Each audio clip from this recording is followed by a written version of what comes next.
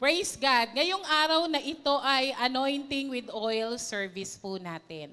Sa unang buwan ng taon, usually, o basta on the first part, no? May mga pagkakataon na medyo mga March na natin, no, nagagawa. Pero binigyan tayo ng pagkakataon ni Lord na ngayong January, ang JIL Don Bosco ay magkaroon po ng anointing with oil service.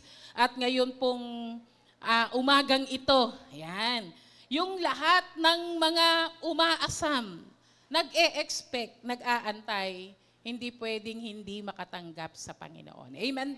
Amen po ba? Taas nga ang kamay ng mga nag-e-expect. Praise God! Palakpakan natin ang Panginoon. Praise the Lord. Sige po, simulan na po natin para mabilis po, sabi ni Pastor Joey. Ayan. Ang title po ng ating pag-aaralan ngayon is Unleashing the Power of the Fresh Anointing. Ayan. Unleashing the Power of the Fresh Anointing. Pag sinabi po nating unleashing, pinapakawalan. Ayan. Kasi yung leash, di ba? Parang yung sa aso o pagkakatali, no? Pero ito, this time, ay ang pagpapakawala o ang pagpapalaya, hahayaan ng kapangyarihan ng bagong pagpapahid ng Panginoon. Ang sabi po sa Psalm 92 verse 10, basa po tayo, basta may verse sa ating pong PowerPoint, basa po, ako'y ginawa mong sinlakas ng torong mailap sa gubat, ako'y pinagpalang pawang kagalakan aking dinaranas. May nakuha po akong translation na Tagalog na mas, ang sabi po doon, ngunit ang sungay ko'y iyong pinataas na parang sungay ng torong mailap, ako'y napahira ng bagong langis. Ayan. Sabi sa Tagalog, no, I had been anointed with fresh oil. Yung psalmist po, diniklara niya na rito, yung pag may nakikita po tayong word na horn, yan, yung parang sungay. No, yung mga hayop po, katulad po ng mga wild ox, no, ng mga toro, ang toro pa lang po mismo ay simbolo na po ng lakas. Ayan.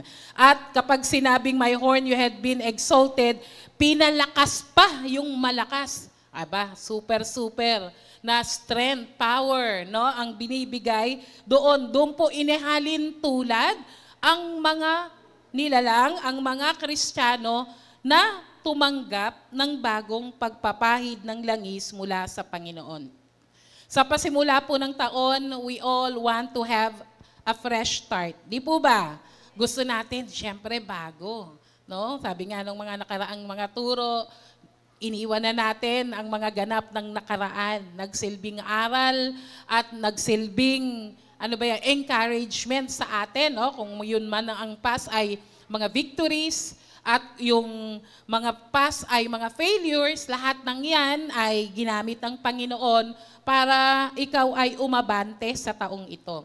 Gusto natin ng fresh start, new opportunities, and syempre renewed strength. Gusto natin ng bagong kalakasan para syempre ang taong 2025, hindi naman po sinabing free from trials and troubles and challenges.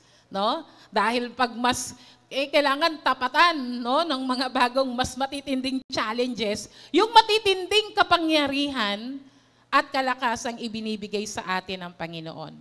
But how do we ensure that we are spiritually equipped to handle the unknowns of this year?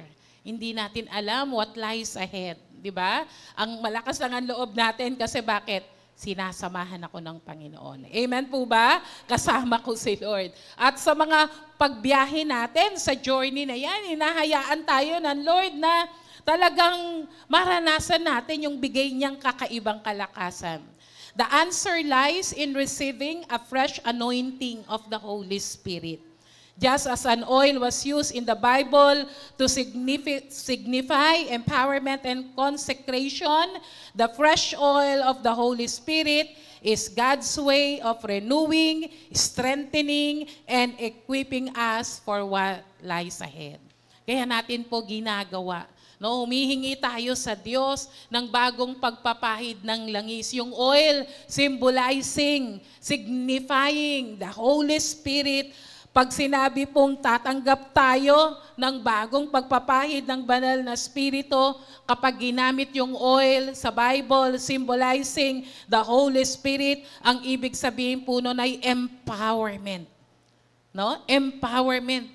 Kakaiba at bagong kapangyarihang ibibigay ng Panginoon. Consecration, pag sinabi natin consecration, inihiwalay ka para sa isang purpose na inilaan sa iyo ng Panginoon. Magkaroon lang po tayo ng short introduction about the Holy Spirit. Sino ba ang banal na Espiritu? Ang banal na Espiritu, siya po ang third person of the Trinity, God the Father, God the Son, and God the Holy Spirit. They are co-equal. Hindi po nangangahulog ang God the Father, no? Iisang Diyos, tatlong persona. Gets po ba natin? Hindi po tatlo. Isang Diyos, tatlong persona, and they are in fully God. The Holy Spirit is fully God, co-equal with Father and Son. Hindi po yan mas malakas yung God the Father, God the Son. Pare-pareho po sila. No? Pare-pareho po ang persona ng ating Diyos. He is not an impersonal force, no? Parang puwersang, para bang, alam mo ba yun, yung parang bagay? Hindi siya bagay, kundi isa po siyang persona. Isa a person, living, active, and personal presence. Hindi po passive na parang andyan lang, nakatira sa atin, hindi po. Ang banal na Espiritu, ang pagkilos niya sa buhay ng isang mananampalataya, araw-araw, minuto, buhay, aktibo. Amen po ba? At naroroon talaga siya personal. Ang kanyang pakikialam ba? Hindi nakikialam. Personal ang kanyang partisipasyon sa buhay ng bawat mananampalataya. Sabi po si Jesus mismo sa John 14:16-17, di ba yan po yung kausap niya, yung kanyang mga disciple. At dumating na, nalalapit na yung panahon na siya po ay mamamatay sa krus ng Kalbaryo. Sinasabi niya, sabi niya doon sa kanyang mga disciple, I will ask the Father and He will give you another advocate. Ang Holy Spirit, ang another name niya po, tinatawag din po siyang advocate. Ano po yung advocate? Tagapamagitan, no? Illegal term po yan kapag ginagamit po natin yung mga attorney na nagre-represent sa atin sa korte, advocate po, no? At meron din po, and to help you, ang trabaho ng banal na Espiritu ay tulungan po tayo at samahan tayo magpakailanman. The Spirit of Truth is the helper, comforter, teacher, and guide. What does the Holy Spirit do? Daanan ko na lang po. He empowers us with strength and boldness, no? Ang trabaho pala ng Holy Spirit talagang puro kapangyarihan, di po ba? Kasi nung na-born again, nung tayo po'y nakakilala sa Panginoon, hindi po, alam niyo po ba, hindi pwedeng walang nangyari. Kailangan very visible, no? Yung kapangyarihan at lakas at ano ba yan? Tapang na binigay ng Panginoon. Just like in Acts 1 verse 8. He guides us into all truth. Sinasamahan tayo ng banal na Espiritu at lahat ng mga bagay, ang ginagawa po ng Holy Spirit is to point back to Jesus, no? To reveal Jesus. Kaya pag nagsabi, Holy Spirit yan, pero hindi si Jesus ang tinataas o hindi si Jesus ang namamagnify, hindi po yan ang banal na Espiritu because the Holy Spirit guides us into all truth. He convict us of sins and draw us closer to God. Kaya ang laki po ng participation ng Holy Spirit nung tayo po'y na-born again. Bakit? Paano mo na-realize na ikaw ay makasalanan at kailangan mo ng tagapagligtas? The Holy Spirit convicts us. And He produces as fruit in us, love, joy, peace, patience, kindness, goodness, faithfulness, gentleness, and self-control. Ibig sabihin na born again ka, ang banal na Espiritu ay nanirahan sa iyo, ikinabubuhay, nakikita ang bunga ng Holy Spirit. And He anoints us for supernatural works and breakthrough. sa maiksing introduction pong yan, talagang dapat po, no, all throughout ng teaching natin, hanggang mamayang mag-anointing with oil po tayo, ngayon pa lang, bawat salita ng Diyos na dinideklara para sa'yo, aangkinin mo na yan. Gusto ko yan, Lord. Yan. I covet it, Lord. I desire for it. Para pag pumila ka rito mamaya, tanggap na lang, salo na lang. Amen po ba? No, dapat very prayerful. The Holy Spirit is God's active presence in our lives, equipping us to live victoriously. Kaya po ngayong 2025, it is through the anointing that we will experience the breakthrough we had been praying. And the Holy Spirit is not just here to visit us, hindi lang po para bisitahin tayo, kundi para tayo ay i-empower, para tayo ay palayain, to break every yoke, and step into God's promises. Why is it essential to seek a fresh anointing of the Holy Spirit? Bakit ba kailangan? At ano ba ang kaibahan niyan na mangyayari sa buhay po natin bilang mananampalataya kapag tinanggap po natin ang bagong pagpapahid, the fresh anointing from the Holy Spirit? Number 1, a fresh anointing brings renewal for daily living. Sabi po dyan, ang bagong pagpapahid, ang preskong pagpapahid, pagpupuspos ang Santong Espiritu ay nagbibigay ng malaking pagbabago. Babaguhin ulit, gagawing bago ulit ang pang-araw-araw nating buhay. Naboboard ka na ba? Life as usual ka na lang ba? Na parang sa tingin mo, mga ilang araw ang nagdaan, parang umuulit lang yung 2024? Ayan. Ang banal na Espiritu, the fresh anointing from the Holy Spirit, bibigyan tayo. Bago naman, parang pagpandesal. Masarap kainin pag mainit. Ang sopas, di ba? Yan, kasi bago eh, di ba? Alam na alam mo, yung sarap, alam na alam mo na ibang klase. Ganon din po, no? Ang banal na Espiritu, ang bagong pagpapahid. Sabi po sa Isaiah 40, verse 30-31, basa po tayo. Kahit na ang kabataan ay napapagod at nanlulupaypay, ngunit muling lumalakas at sumisiglang nagtitiwala kay Yahweh. Even youth grow tired and weary, and young men stumble and fall. But those who hope in the Lord will renew their strength. Alam niyo po, inihalin tulad sa tao, ang mga kabataan, ibang klase ang lakas niyan. Pero nauubos din, napapagod rin, natatapilok din, nagfe-fail din sila. Pero yung nag-aantay, ayan, yung laging humihingi sa Diyos ng kanyang kapuspusan, ay magpapanibagong lakas. Amen? Palakpakan nga po muna natin ang Panginoon. Life has a way of wearing us down. Di po ba? Maghapon nga lang eh.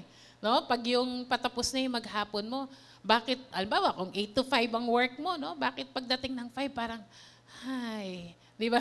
Parang, o kaya pag matutulog ka na, yung butong hininga, lalim. Bakit? Kasi, grabe yung pagod, physical, di ba? Mental, emotional, and even spiritual. Yan ang cycle ng buhay natin, eh, no?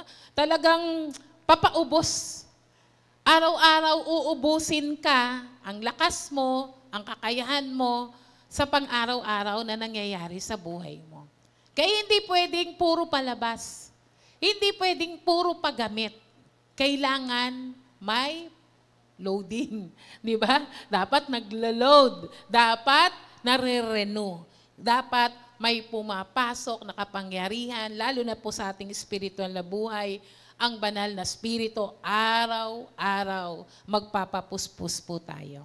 The fresh anointing of the Holy Spirit renews us, gives us strength and energy we need to face each day. Amen po ba? Araw-araw, surrender ang buhay sa Panginoon. Araw-araw, ano ba tawag po dyan? Magpapatianod. Sa nais ng banal na Espiritu, magpapapuspos. Paano po ba yan nangyayari? Connected ka dapat lagi sa Lord, di po ba? Dapat yung quiet time, pagbabasa ng Bible, pananalangin, lahat ng gagawin mo, di ba? Parang ano lang yan eh, di ba? Maraming tao naghahanap ng, lalo na po sa cellphone natin, di ba? Kung meron lang baterya na forever, di ba? Na hindi ka na mag-charge, mas maganda yon. Kung meron lang na panghabang buhay bata, hinahanap yan ng mga tao ngayon. Yung mga nagbebenta ng beauty products, di ba? Meron diyang kung ano-ano, hindi ko na babanggitin. Di ba? Kung ano, para lang ibang klase, laging youthful. Lalo na po ang ating spiritual na buhay. Araw-araw, kinakaharap natin ang iba't ibang klaseng challenges. Pwedeng physical, emotional, and spiritual. Kailangan natin ang pagpupuspos ng banal na Espiritu para i-renew ka. Sipin mo everyday, bago ka ulit. Amen po ba? No? Kung yung damit natin, medyo, pag sinabing yan na naman suot mo, sabihin mo, 7 ang ganyan ko. Yan. 7 ang ganyan ka. Kaya mas maigi may uniform, di ba? Di halata. No? Pero ang banal na Espiritu, araw-araw, bago ang pinasusuot sa iyong lakas. Amen po ba? Palakpakan nga po natin ang Lord. Renew us. Give us strength and energy. Kailangan natin yung enerhiya na yan. Lalo na po, no? Power, energy, yung mga naririnig natin eh. Dahil nakakaramdam tayo ng pagod. At lalo na sa pakikipaglaban natin, maging sa mga gawa ng kaaway sa buhay po natin, hindi natin yan kakayanin kung wala yung fresh anointing na nagbibigay sa atin ng bago ulit, nire-renew tayo sa pang-araw-araw nating buhay. God never intended us to live for yesterday's anointing. Kasi kung ang gagamitin mo, yung anointing nung nakaraang taon, about 365 days na dumaan, luma na. Kaya nga hindi one-time event ang pagpapa-anoint, hindi po one-time event ang pagpapapuspos sa Santong Espiritu. Araw-araw na event yan sa buhay ng mga mananampalataya. So kung kahapon nagpapuspos ka sa banal na Espiritu, kumonek ka sa Lord, hindi pwedeng, Lord, may natira pa akong energy. May natira pa akong anointing kahapon, hindi mo na ako magpre-pray ngayon. Hindi mo na ako hindi po. Luma na yun. Unli naman sa Lord. Di po ba? Amen po ba? Naalala niyo po yung mga Israelita? Nung sila po ay binibigyan araw-araw ng mana. Ano, yung mana, hindi po yung inheritance. Yung mana, yung bread from heaven. Tuwing gising nila, andun, nag-harvest lang sila ng flakes, taste like honey. No? Parang pandesal na flinat siguro, no? Every day. Yung iba nag-impok, pero pagtingin nila, inuod na. 'Di ba? Kasi gusto ng Lord araw-araw bago. Amen po ba? Yung yesterday's anointing, hindi na yun ubra for today's challenges.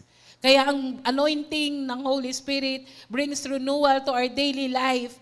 Just as the manna was provided fresh daily for the Israelites in the wilderness, we need the Holy Spirit fresh empowerment for each day. Amen? The Holy Spirit is the source of spiritual vitality. Pag sinabi pong vitality, matibay, physical. As spiritual, dapat matibay din. Renewal is not about self-effort, but it is about divine empowerment. Hindi yan yung positive thinking, okay ako ngayong umaga, maganda gising ko. Hindi eh. Lahat yan magsisimula sa pagbibigay ng kapangyarihan ng ating Diyos, ng kanyang banal na Espiritu para po sa pang-araw-araw nating buhay. Without the fresh anointing, we risk becoming spiritual dry, ineffective, and burnout.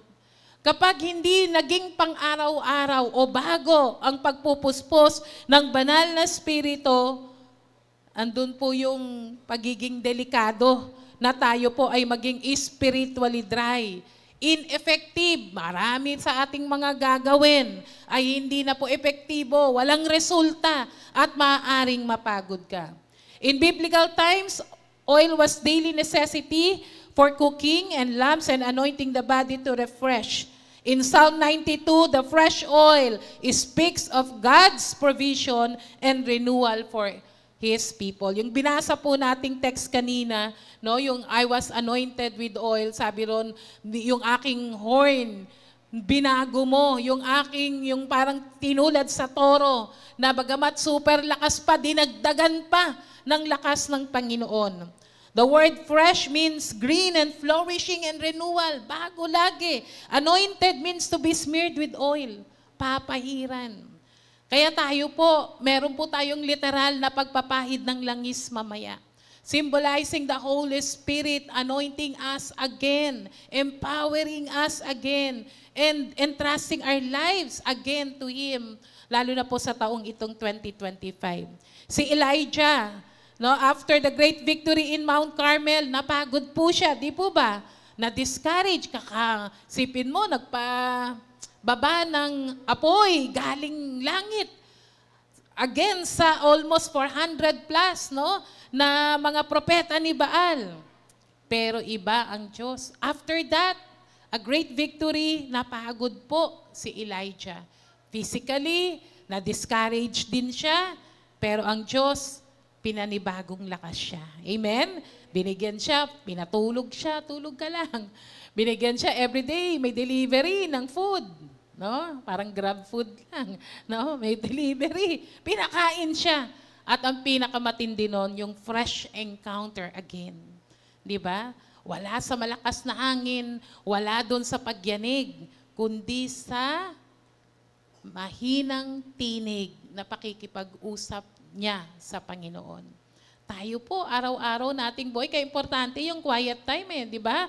Ang pinakamagandang parte ron, yung marinig mo, yung inner voice, yung soft voice, yung pagpapahayag ng Panginoon sa'yo, sinasabing sa'yo mismo ng Lord, ito ang bagay na gagawin mo. Ito yung bagay na dapat baguhin sa buhay mo. Amen po ba?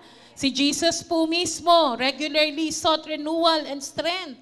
In Mark 1:35, no? Alam natin to, si Jesus, gigising ng maaga, pupunta dun sa bundok, mananalangin. No? Si Jesus mismo exemplify, ipinapakita sa atin na ang buhay ng isang mananampalataya kailangan hinihingi lagi ang bagong pagpapahid, the fresh anointing, the fresh renewal coming from the Holy Spirit. Palakpakan nga po natin ang Panginoon. Praise God. Are you relying on yesterday's strength to face today's battle? Kumusta na ang tinanggap mo na anointing from the Lord? Luma na ba yan? O kahapon pa? O nung nakaraang taon? Kapatid, humingi tayo ulit sa Lord today. And every day onwards, the fresh outpouring of the Holy Spirit. Amen?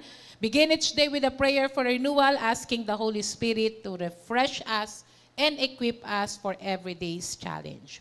Okay po? Number 1, the fresh anointing brings renewal to daily living. Number 2, a fresh anointing brings power for ministry and witness.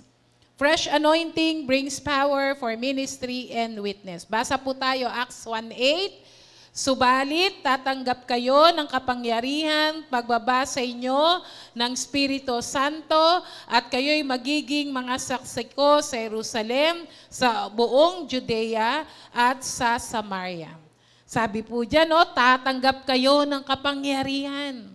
But you will receive power when the Holy Spirit has come upon you.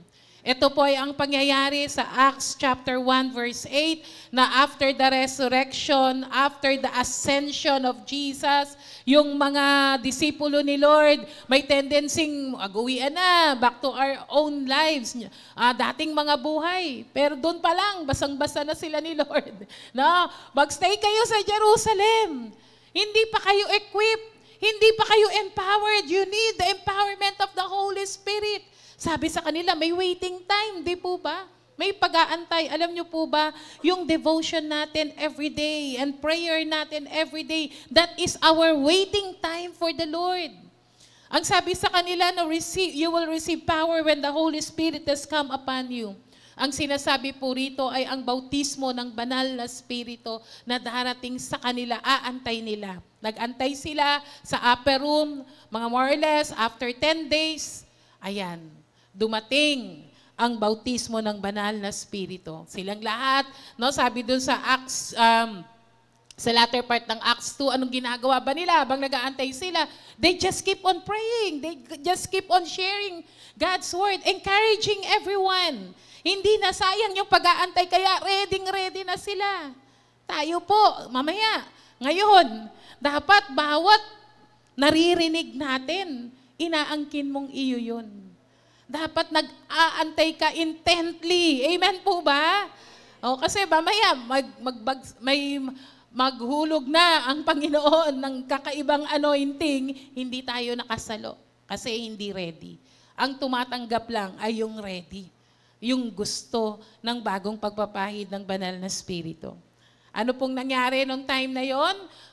Dumating ang bautismo ng banal na Espiritu, tila malakas na hangin at tila dilang apoy. Nag-speak in tongues sila. Heavenly language. Hindi yung inisip mo, hindi yung sinabi mo, kundi ang banal na Espiritu ang nagbigay ng enablement for you to speak heavenly language.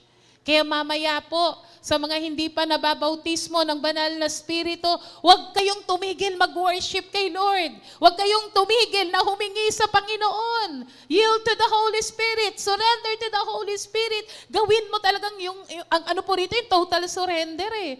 Talagang isang buhay na inempty na, Lord, eto, ready akong punuin mo ngayon. At hayaan mo the Holy Spirit to take over. Maglagay ng mga bagong wika sa iyo nang sabi ng mga tao ron, ano ba yan? Mga lasing ba yan? Hindi. Ang sabi ng mga tao ron, galing po sa iba't ibang mga bansa. Nagtipon-tipon kasi yung ibang mga Hudyo nakapag-asawa ng mga ibang mga bansa. Pero during Passover, pumupunta sila ron. Sabi niya, hindi. Naririnig ko, nagsasalita sila ng ganito, praising God. Sabi kumbaga, para sa ating kalagitnaan, meron nagsasalita ng Espanyol, meron nagsasalita ng Russian, hindi natin alam. Pero sabi nung mga nando sa Acts chapter 2, they are speaking our language, all of them praising God and saying the marvelous things of God. Amen po ba? Palakpakan natin ang Panginoon. Mamaya po, no, yung ating mga ushers, yung ating mga leaders will assist you po mamaya.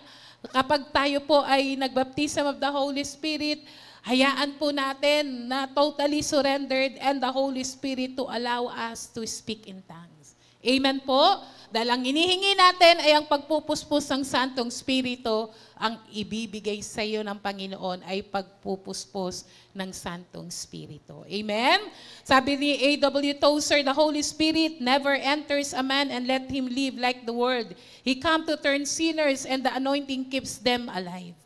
Sabi po dyan, the fresh anointing is not just for personal renewal. Kaya nga, fresh anointing brings power for ministry. Hindi po ito pang workers lang. Ang bawat isang mananampalataya ay may trabahong binigay ang Diyos. May mandato na binigay ang Panginoon to share the gospel, to speak the good news. Magkwento ka ng mga magagandang bagay na ginawa at binago sa iyo ng Panginoon. And that is spreading the kingdom of God, advancing the kingdom of the Lord. Sa atin po, para maging mga effective witness, para tayo ay makapagkwento, makapagpalaganap patungkol kay Jesus, kailangan po natin ng fresh anointing of the Holy Spirit. Para sa lahat po ito, dahil ang pag-expand ng kingdom ng Lord ay hindi po sinabing sa mga pastor, sa mga workers, sa mga leaders, sa mga tumanggap ng kaligtasan sa Panginoon. Ano bang maganda at maliit na bagay nga lang na gagawin mo? Yun ay ang pasalamatan ng Diyos na magdala ka ng mga makakakilala sa Kanya. Ikwento mo si Jesus kung paano mo siya tinanggap bilang Panginoon at tagapagligtas. So we're not just speaking, kanina yung daily living, personal yon. Ngayon, ministry na. Kaya dapat at this point, sinasabi na natin, Lord, gamitin mo ako. Tumigil na po tayo sa panahon na puro personal lang ang iniisip natin. Lahat ng bagay, mauubos yan, mawawala, mga trabaho, business natin. Hindi naman tayo mabubuhay ng forever dito sa lupa, di po ba? No? Tuwing may funeral service, naaalala natin, maiksi lang pala ang buhay. Dapat yung existence mo dito, no? Sabi nga nung yung mga pagkakataon na, di ba? Yung kwento nga ni Sir Divine nung nakaraan, no?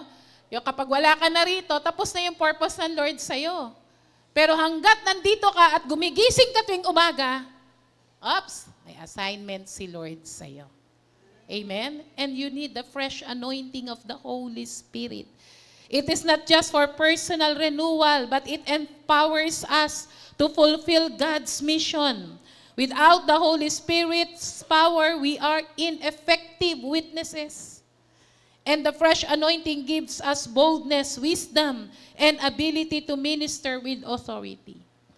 The Greek word, yung word na power, no? Yung pinanggalingan po na word ng dynamite o dunamis, atin pong pinanggalingan yan. Yung sa Acts 1:8, you will receive power, meaning miraculous strength or ability. Kakaibang lakas at kakayahan. So, ibig sabihin, hindi mo yan personal na lakas. Ang Diyos ang nagbigay na kapangyarihan at kakayahan. Kaya sinabing miracle kasi nakialam na ang Diyos. Ando na ang pagkilos ng Panginoon. Amen? Palakpakan po natin si Lord. Praise God. The anointing equips ordinary people to accomplish extraordinary things for God's kingdom. Kaya, di ba sa Bible po, punong-puno ng mga taong walang kakayahan, hindi marurunong, hindi magagaling, hindi kilala.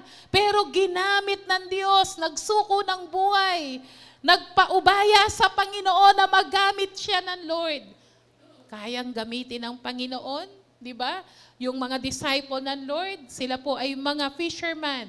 Sabi nga ng mga, di ba? Sabi nila doon, mga ordinaryong tao lang to, hindi nga mga aral. Di ba? Pero, pag sinabi talagang miracle, anointing, enablement, ang Diyos lamang ang gumawa. Si Peter, after niya, no? Si Peter, who once denied Jesus out of fear, became a bold witness after receiving the Holy Spirit at the Pentecost. Si Peter, after they received the baptism of the Holy Spirit. Di ba? Lulugo nga siya. Siguro, baka nung time nung Acts chapter 2, hindi pa rin siya mapalaya nung dininay ko si Jesus 3 beses. Nakakahiya.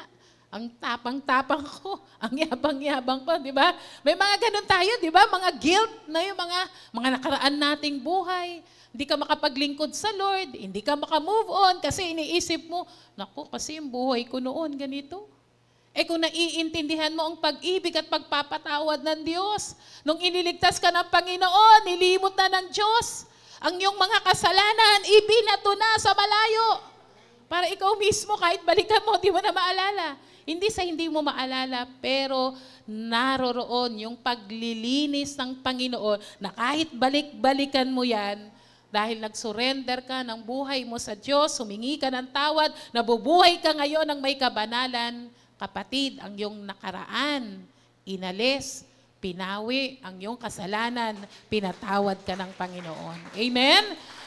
Kaya si Peter, di ba, after he received the baptism of the Holy Spirit, the fresh anointing transformed him into a fearless leader. Nagsalita siya doon sa mga tao sa Acts chapter 2. Sabi niya, hindi kami mga lasing. Ang aga pa para maglasing. Sabi niya siguro kasi nga normal sa kanila. No? Sabi niya, kami ay napuspusan sa atong spirito at inexplain niya. Kwento niya si Jesus. Dahil mga ilang araw pa lang naman after Jesus was crucified. Hindi nga nila alam na resurrected and He ascended dahil may chismis nga lumalabas na ninakaw yung katawan ni Jesus, walang resurrection. But Jesus, after His failure and He received the anointing of the Holy Spirit, naging fearless leader. Sabi nung mga nakinig, ano ba yung sinasabi niya? Bakit yung salita niya tumutusok, pricking our hearts? Amen po ba? Hindi yan aral, hindi yan magaling sa kanyang kakayahan. Pero tumanggap ng fresh anointing at binigyan ng kapangyarihan for ministry and witness. Ano pong resulta? 3,000 people come to Christ in one day. Ng isang Pedro na nag-deny kay Jesus on the anointing of the Holy Spirit, he became a fear leader, preaching Jesus to many people. Amen? Palakpakan po natin si Lord.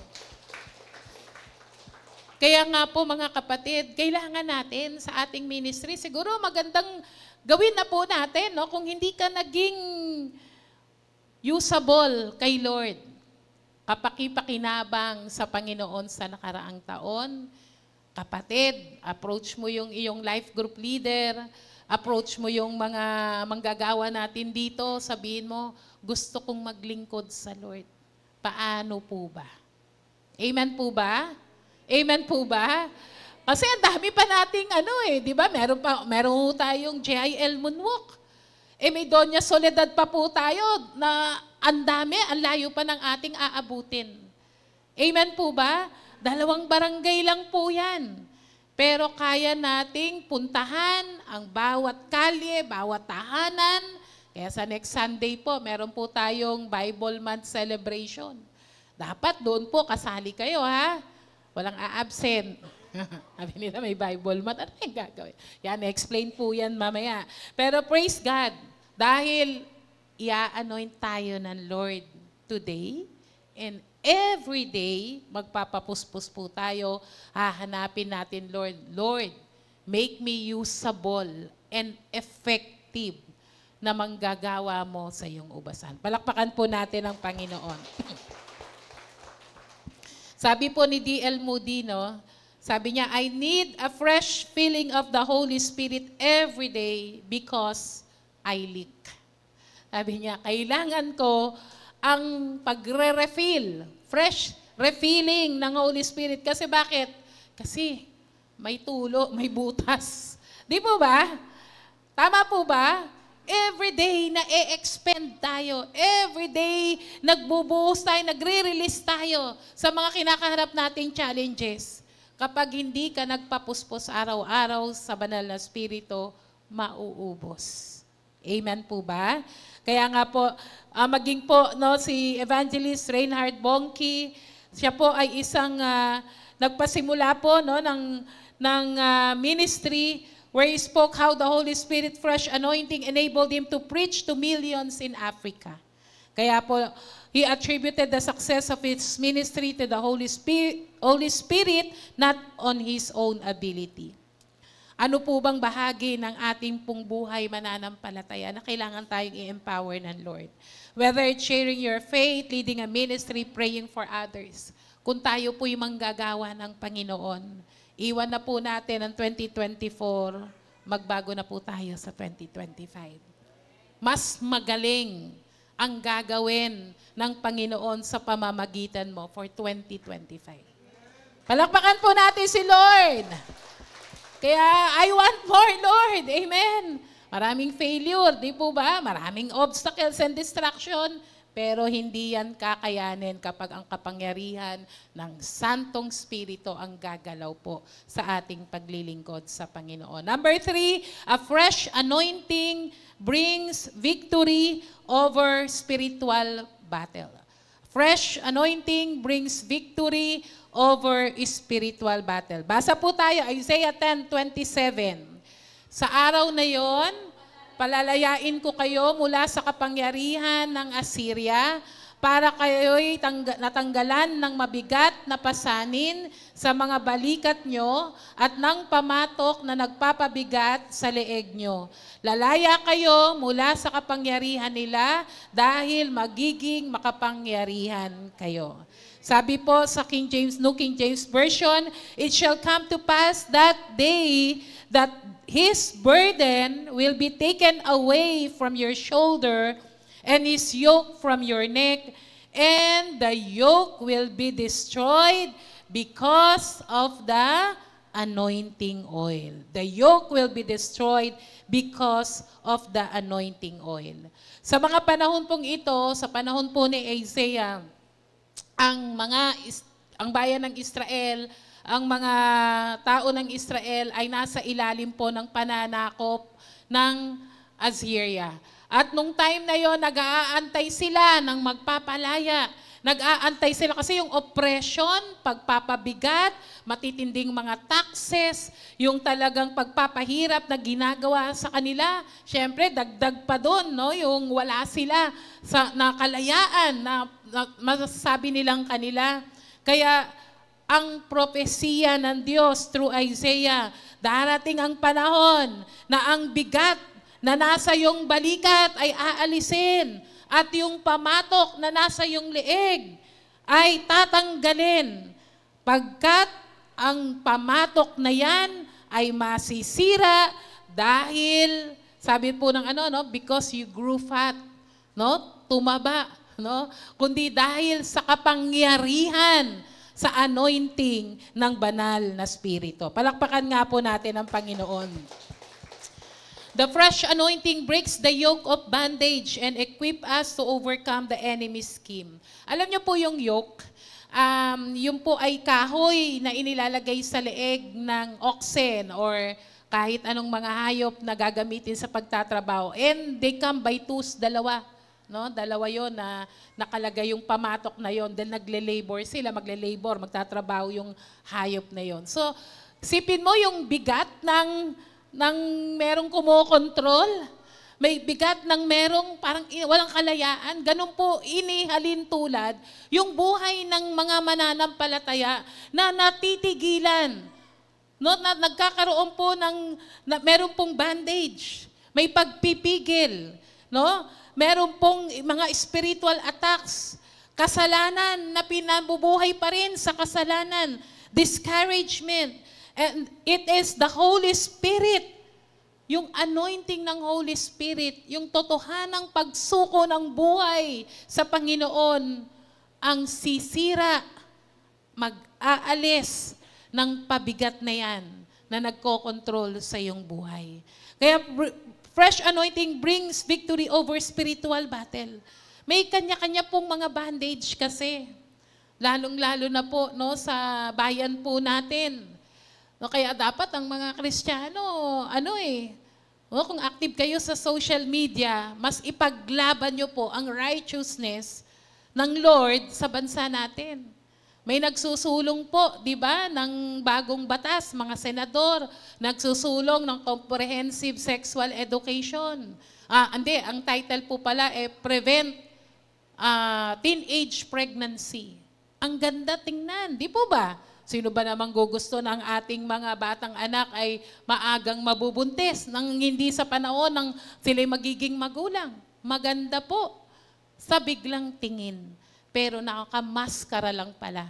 Pero ang laman pala noon ay ang pagtuturo ng kalaswaan sa mga bata na 4 years old, 6 years old, tuturuan na sila ng kalaswaan. Pero ang ganda ng title. Yan po'y mga pamatok na ginagamit ng kaaway. Mga bandage po yan. Dalhin po natin sa spiritual nating buhay. Ano bang mga dahilan? Bakit hindi tayo makaabante? Bakit ba naging failure ang ating 2024? Nabubuhay pa rin ba tayo sa kasalanan? May mga pride pa rin ba sa ating mga puso? May mga pagkakataon na pag kinokol yung ating atensyon, nagagalit tayo. Kasi sabi natin, mali ang sinasabi mo sa akin, tama ang ginagawa ko. Masakit naman pong mapuna, di po ba? Sino bang natutuwa rito na napuna siya, natuwa siya? Di ba? Kapag sinasaway, di ba? Masakit sa kalooban yun. Pero dapat kinukuha natin din Yung kahit ikaw na lang mag-isa, bakit nga ba nasabi yun? Bakit nga ba yun ang nakwento sa akin? Kaya ganun yung narinig ko. Kasi may tinuturo ang Diyos. Amen po ba? Huwag nang matigas ang ulo. Di ba? Pakabait na po tayo. Mga Kristiyano po tayo Hindi po dahil Kristiyano, umattend ako sa JIL, nanonood ako ng mga Christian mga palabas o Christian na mga services. Pero tingnan mo ang buhay mo, kapatid. Nabubuhay ba tayo sa kabanalan, sa salita ng Diyos? Hindi po yung perpektong iba kasi yung sa ilalim ka sa kapangyarihan ng Lord, dumating lang yung may part na medyo naging pasaway ka, pero magpatuloy ka sa Lord. Pero iba yung alam ng mali at hindi yun ang gusto ng Panginoon, nananatili doon. Bandage yan. Pinalaya ka na ng Lord. May nakita akong picture yung mga parang mga aso yata. May rehas. Yung unang picture, nandun sila sa mga rehas, nakaganon sila.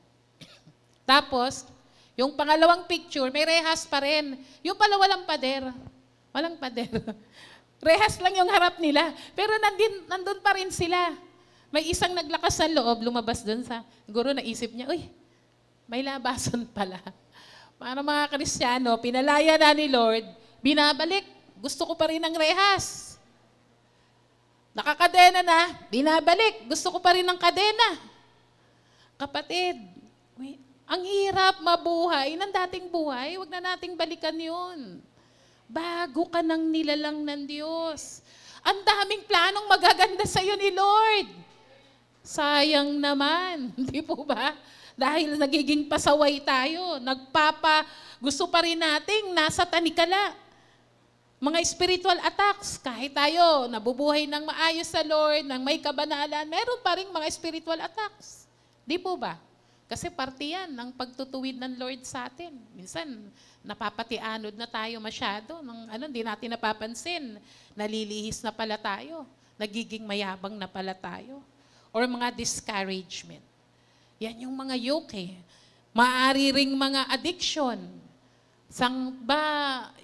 Yung addiction, yung uncontrollable, hindi mo na mapigilan ang iyong sarili dahil nagiging addict na doon. Ang addiction po, hindi lang doon sa mga drugs. May addiction sa pagsusugal. May addiction sa mga paglalaro ng mga games. Kinakwento sa akin lagi ni Brother Raul. Asa ka na, Brother Raul? Diba, yung talagang, pabalitaan naman natin eh. Diba, hindi na kumain, hindi na natulog, andun na lang lahat. Diba? Pag yung hindi mo na makontrol sarili mo, addiction na po yan. Kapatid, andito ang fresh anointing of the Holy Spirit to set you free. Amen po ba? Palakpakan nga po natin ang Panginoon. The anointing is a divine enabler. It not only equip us for service, but also strengthen us in spiritual warfare. Hindi po yan kaya ng personal lang na kaisipan na titigilan ko na. Kailangan mo talagang palayasin yung demonyo na nagbibigay sa iyo ng tanikala. Amen po ba? Without the fresh anointing, we are vulnerable to the enemy's attack. Ano bang panama ng sarili nating lakas sa kapangyarihan ng demonyo? Wala. Di po ba? Andiyan po ba kayo? Kung personal mo lang lakas, wala kang panama sa demonyo. Kay Satanas. San ba takot ang demonyo? San ba takot si Satanas? Yan ay sa kapangyarihan ng Diyos. At ang pagpupuspos ng banal na spirito na ibinibigay sa iyo. Amen po ba? Palakpakan nga po natin si Lord. You have to resist the devil by the power of the Holy Spirit. You need to rebuke. No? Talagang matigil na po ang mga yoke na yan. In ancient Israel, the yoke symbolizes oppression and servitude. Si David po, alam niyo po yung storya nung si Saul, yung hari ng Israel, ay nagkasala na. Tapos, si Lord, sinabihan niya si Nathan, punta ka doon. Si Jesse pa po pala. Sino pa ba yung yung propeta. Na pumunta doon at si Samuel po, no, para i-anoint yung bagong hari. Si Samuel ang sama, parang sumunod kay Lord kasi ang pambato niya si Saul eh. Pero pinapunta siya doon kay Jesse. Ang dami niyang mga anak, mga matitipuno. Di po? Hanggang na isa-isa, eto ba, sabi ng Lord, hindi yan. Hanggang sabi ni Samuel, meron ka pa bang anak? Kasi hindi, siguro isip-isip ni Samuel, hindi naman ako papupuntahin ng Lord rito para mag-anoint ng hari ng wala. Kala niya nga yung panganay kasi matipuno, malakas, talagang medyo may pagka-kingly. No? Ano po sinabi? Meron pa po akong anak, andun, nagpapastol, pinatawag. No? At dumating si David, binatilyo pa, dahil shepherd siya, siguro gula-gula ni tandami, pantrabaho. Di ba? Hindi mo iisiping maging hari yun. Pero, sabi ng Lord, this is it. Siya yun. Yan. Tapos, inanoint po si David. Inanoint siya para maging susunod na hari. Pero hindi po yun agad-agad. Di po ba? Marami pang nangyari bago dumating yung pagkakataon na siya ay italaga ng Panginoon bilang hari. Ano pong nangyari? After that anointing, nagkaroon po ng battle, di po ba? He gives David anointed with oil as a young shepherd, face Goliath with confidence. Sa 1 Samuel chapter 16 to 17. Sipin mo, Goliath, tayo po, may mga Goliath ng buhay natin. Di po ba? Malaki. Hindi, tingin mo, hindi ko kaya yan. Ano tag noon? Nambubuli. Di ba? Nambubuli. Di ba? Iniisa-isa niya. Meron pa ba dyan? Gusto lumaban sa akin, di ba? Inaalipusta ang Diyos ang Israel. Tayo po, baka may mga Goliath na gano'n, na takot tayo. Kapatid, you need a fresh anointing that brings victory over your spiritual battle. Ang spiritual na buhay mo, kapatid, kumusta na? Baka may struggle tayo ngayon. Super dry na. Natigil na. Ayaw na. Sa loob po ng simbahan, maraming pangyayari. Iba-iba po yung dahilan kapag tumitigil sa ministry. Sabihin nila, family. Sabihin nila, trabaho. O sabihin nila, sa loob ng church. Ayan. Marami pong dahilan, di po ba? Ay, hindi tayo mapuubusan ng dahilan. Hindi naman po natin pwede sabihin niya kay Lord. Di po ba? Hayaan mo ba ang mga obstacles na to, maipagpalit mo para masuklian mo yung biyaya ng kaligtasan na binigay sa iyo ng Diyos? Hindi ka nga kilala ng Lord.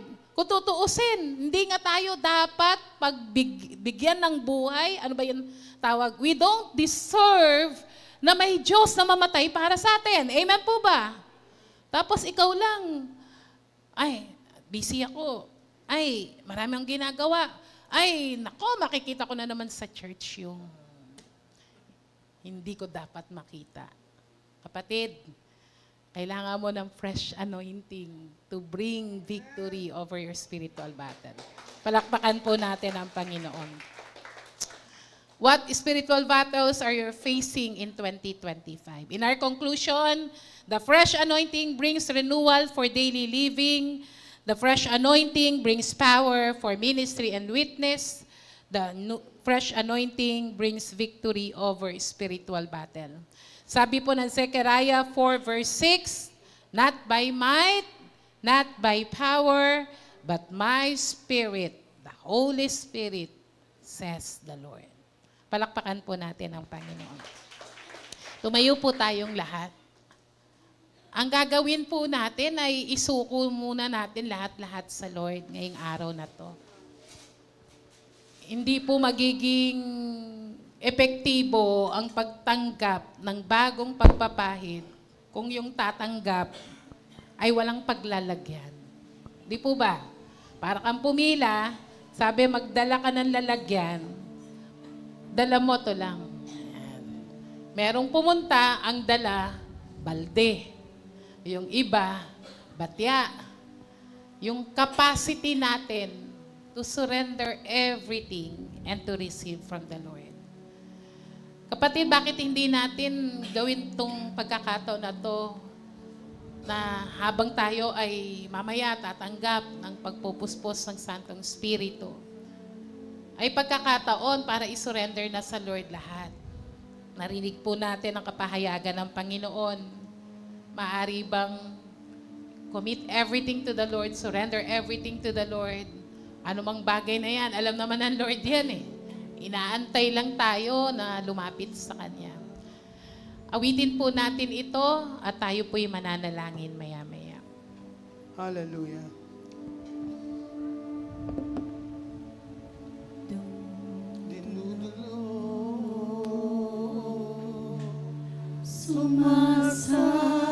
Sumasamo, lumalapit o Diyos sa kabanalan mo. Midhit dalangin na pagsamo, maging marapat ang buhay ko. Ang buhay ko'y sa'yo lamang ialay. Buong lakas, bawat pintig ng puso ko.